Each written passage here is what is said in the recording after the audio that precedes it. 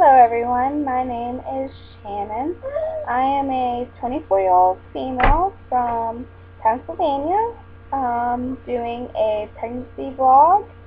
I do have two other children, a 2-year-old son named Charles Jr. and a soon-to-be 10-month-old son on the 30th named Leland.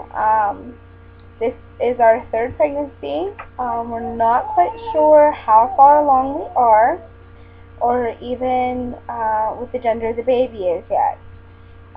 We go the 31st for our very first sonogram, which we're super excited because we're hoping this is a girl.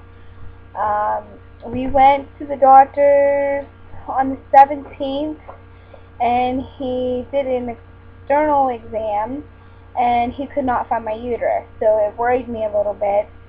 And he says, well, we're going to have to do an internal exam.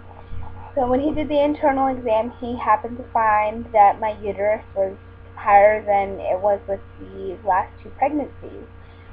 I asked him if there was anything to worry about. He had said no. Everything was fine. The only problem was that I wasn't eating very well. I have a lot of sickness. I've lost 8 pounds. Back problems already. A lot of pains in my stomach, some bleeding, some cramping. And I told him about it, and he said everything's normal, and even the heartburn, he said it's all normal. And I was just really worried because this had never happened with any of our past two pregnancies. So hopefully this time, with him telling me that my uterus is high, it's a girl. Crossing our fingers and hoping and praying that it is. When we do happen to find out the sex on the 31st when we go for our sonogram, I am going to be keeping it a secret, and I'm going to come home right away, and I am going to start preparing things for a gender reveal party. What a gender reveal party is the parents or whoever finds out the sex of the baby, and inside the cake, you either dye the cake pink if it's a girl, blue if it's a boy, and you just basically throw a party and you cut the cake to tell everybody what the sex of the baby is. We've seen it done on a few of the other YouTube videos, so we decided that maybe that was something we'd like to try. Not trying to copycat anybody, but we also have family that doesn't live really close. Well, I do. I have family that doesn't live so close to me, so I thought maybe filming it would be the best idea. So we're also going to be having one of those. We only have a girl's name picked out, and I'm not going to say what it is just yet until we find out the sex of the baby.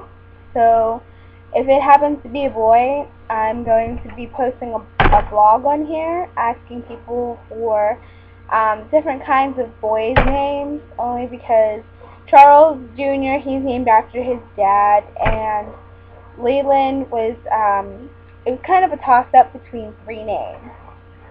With him, we wanted something that was Irish, because both his father and I are Irish. I wanted something to remember my mother by, because she passed away when I was 15. I can't believe it's going to be about 11 years now that she's been gone. But her name was Veronica Lee, and my grandfather was, we wanted something to remember him by too, and his name was James Franklin. So what we decided to do was just combine Leland, and Leland is an Irish river, also has the word Lee in it, and James is his middle name, which is my grandfather's name. So we'll be having a sort of little fun little game of having people come up with very different boy names for me. Like I said, I'm not sure how far along I am, what I'm having yet. Judging by birthright, I want to say is what the name of it is, or family planning, whatever you like to call it.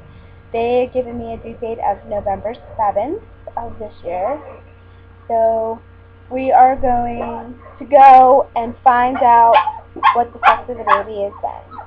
Until the 31st, then I will talk to you on the 31st then. Okay, thank you. Bye-bye.